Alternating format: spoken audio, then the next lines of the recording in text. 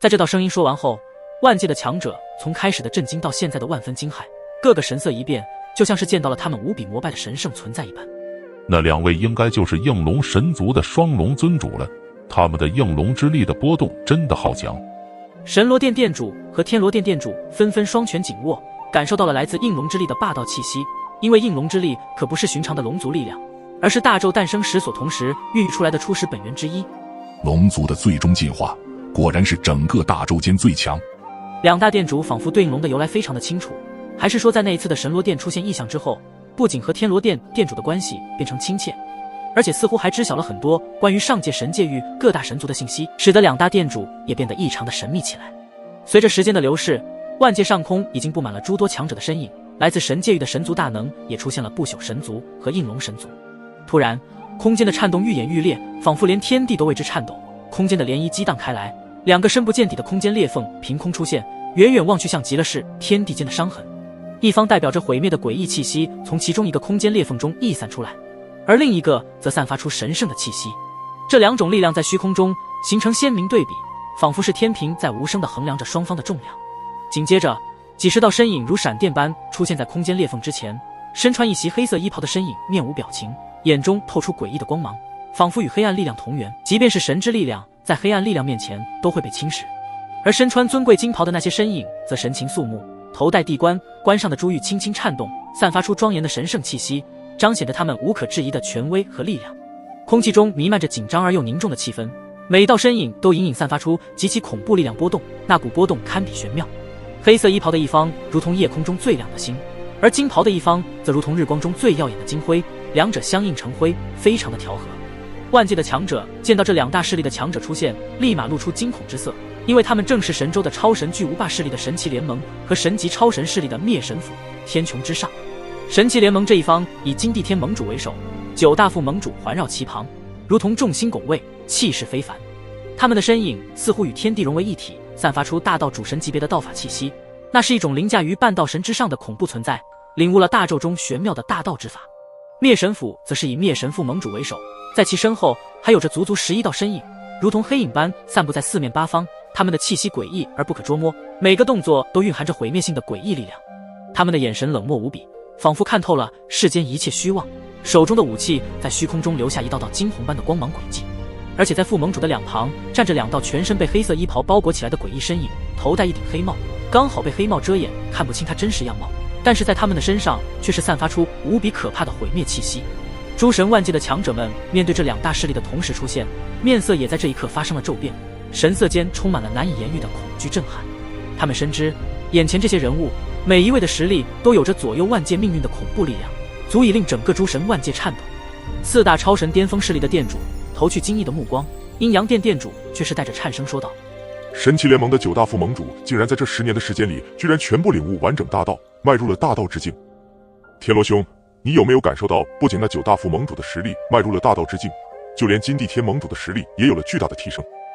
闻言，天罗殿殿主也透过他那双深邃无比的眼眸在金地天身上扫视了一下，便是感到了金地天盟主现在的气息已经远超10年前的造化领域了。没错，金地天盟主的实力和那9位副盟主的实力全部同时提升了，在这10年的时间里，他们究竟是怎么做到的？虽然感应到了神奇联盟的盟主和9大副盟主实力早已经发生巨大的蜕变，但是却非常的不明白，甚至感到无比的好奇。要知道，如今的大道沉寂，想要突破大道主神之境是极其的困难，就算是花费100万年的时间，也不一定可以突破大道主神的桎梏。而现在这种不可能的事情，全部硬生生的在他们的身上实现了。神罗殿殿主的眉头也微微皱起，内心中觉得此事有些蹊跷。而神奇联盟当年对诸神万界各大势力做的事情也已经公之于众，并且各大势力的强者也知晓神奇联盟一直那道神秘势力的灭神府有着合作。今日这2大神州顶级的势力又一同出现，看样子应该也是暗中联手，对神藏中的造化机缘有着共同势在必得的绝对自信。周围的万界强者们的心中升起一股寒意，无论是神奇联盟的神圣庄严，还是灭神府的神秘诡异，都不是他们能够抗衡的存在。在这一刻，那些万界强者的野心和争斗都化为了乌有，只剩下对2大势力深深的恐惧。天空中，神奇联盟和灭神府的气息悟性的交融，形成了一道道奇异的光华，仿佛预示着在神藏中有一场大风暴即将来临。金地天盟主和灭神副盟主等人的出现并没有任何的表态，甚至没有将万界的这些强者放在眼里。唯一让他们感到关注的，便是不朽神族和应龙神族两大来自上界的神族势力。金地天盟主用他那双散发着无尽玄奥的眼眸，洞穿虚空，凝视着不朽风兰以及大龙尊主和小龙尊主等三道身影。而仅仅这凝视的片刻间，这三道身影仿若万丈山岳般巍峨，无形的压迫感如潮水般涌来。不愧是上界的神族势力，没想到眼前这3位神灵大能的实力修为不亚于如今的自己，事情越来越有趣了。金地天盟主的眼神中流露出一丝微妙的波动，那是对自己更强大的大能者的敬畏与警觉。然而他的脸上却是波澜不惊，那份从容不迫显露出他内心的坚定与强大的自信，仿佛在金地天盟主的背后有着更为庞大的力量在支撑，那是无声的底气，也是他无言的宣告。即使眼前是来自上界神界域的神族大能者，他也绝不会轻易的示弱。这些身影便是下界的大能者吗？9位大道主神和1位造化主神，这样的底蕴，即便在如今的上界之中，也是有着足够的牌面。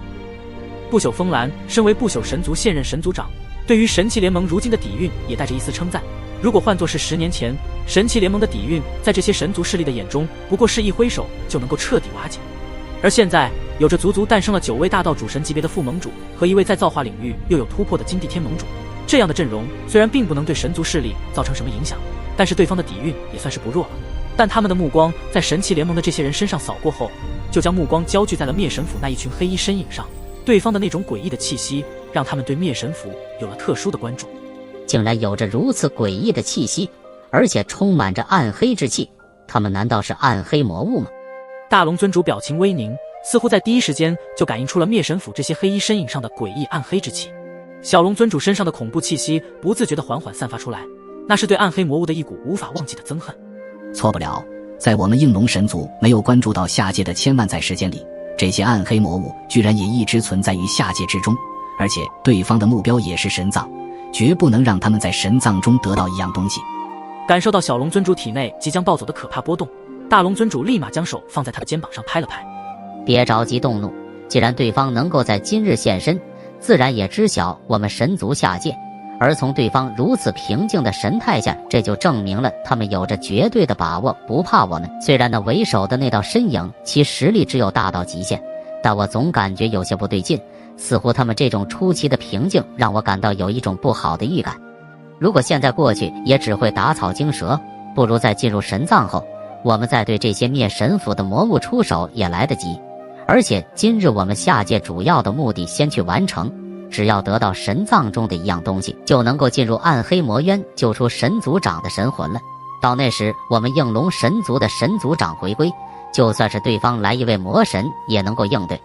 想起自己下界的目的后，小龙尊主还缓缓地冷静下来，强行压制住自己对暗黑魔物的杀意憎恨。虽然他们皆是应龙神族的神灵，实力深不可测，但是暗黑魔物的数量众多，并且那些魔物的力量诡异无比，如果现在动手，的确有些不妥。而站在不远处的不朽神族的那些神灵，自然也能够感受到小龙尊主刚刚的那股杀意，他们的目光也在灭神府的那些黑衣身影上注视了片刻时间。虽然他们的神色没有多大的变化，但同样对灭神府这些暗黑魔物有着不弱于应龙神族对其的憎恨度。当年的天古7大神族的底蕴，乃是神界域中顶尖的恐怖存在，神族中的主神大能数不胜数。可是随着这些暗黑魔物的入侵，导致了7大神族付出了惨痛的代价，可想而知当年的天古浩劫是多么的惨烈与绝望。暗黑魔物以暗黑诡异的力量击垮了大宙中所有的亿万生灵和神灵，至此遭受前所未有的重创，并且还封印了大宙的万千大道。即便是过了千万载，也没有诞生诸多主神级别的大能者，直接再一次的削弱了大宙整体的战力。哈哈哈！突然，一道不属于这片凝天地的笑声划破了沉寂，如同石破天惊，震荡了万古长空。在听到这道狂笑声后，不朽神灵与应龙神灵猛以及万界强者们猛地抬起头，只见那上空处出现了数道一袭漆黑神袍加身的身影，如夜幕般铺展在他们的头顶之上。